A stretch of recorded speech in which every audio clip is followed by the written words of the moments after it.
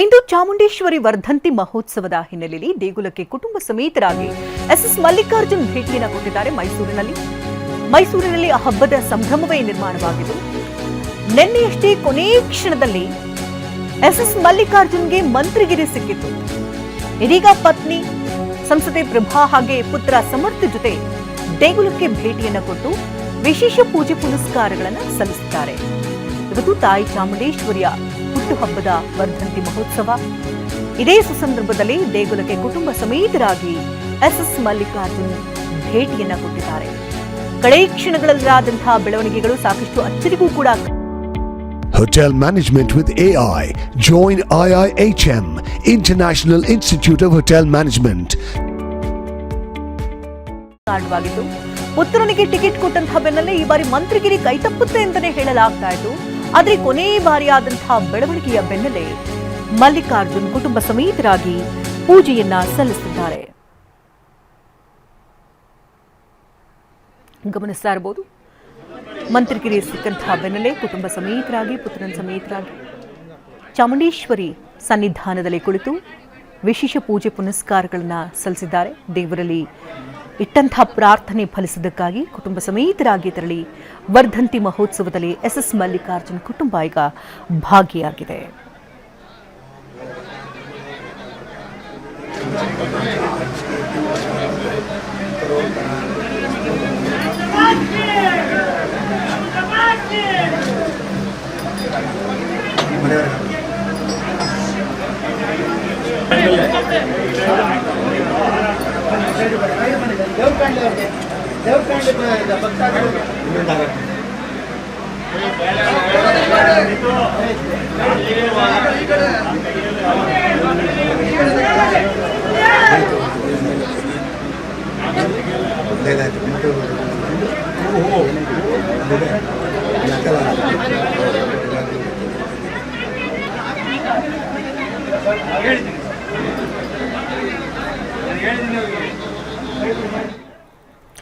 ತಡರಾತ್ರಿ CM DK ಶಿವಕುಮಾರ್ನ ಜಮೀರ್ ಅಹಮದ್ ಖಾನ್ ಭೇಟಿಯಾಗಿದ್ದಾರೆ. ಸದಾಶಿವನಗರದಲ್ಲಿರುವಂತಹ ಸಿಎಂ ಡಿಕೆ ಮನೆಗೆ ಭೇಟಿಯನ್ನ ಕೊಟ್ಟು ಸಚಿವ ಜಮೀರ್ ಜೊತೆ ಬಿ ನಾಗೇಂದ್ರ ಕೂಡ ಜೊತೆಗಿದ್ರು. ಖಾತೆ ಹಂಚಿಕೆ ವಿಚಾರವಾಗಿ ಈ ಸಚಿವ ಜಮೀರ್ ಚರ್ಚೆ ಮಾಡಿದ್ರಾ ಅನ್ನುವಂತಹ ಮಾಹಿತಿ ಇದೆ. ಇನ್ನು ಯಾವುದೇ ಖಾತೆ ಕೊಟ್ಟರು ಕೂಡ ನಿಭಾಯಿಸ್ತೇನೆ ಅಂತ ಜಮೀರ್ ಮಾತನಾಡಿದ್ದಾರೆ ಅಂತ ಕೂಡ ಹೇಳಲಾಗ್ತಾ ಇದೆ.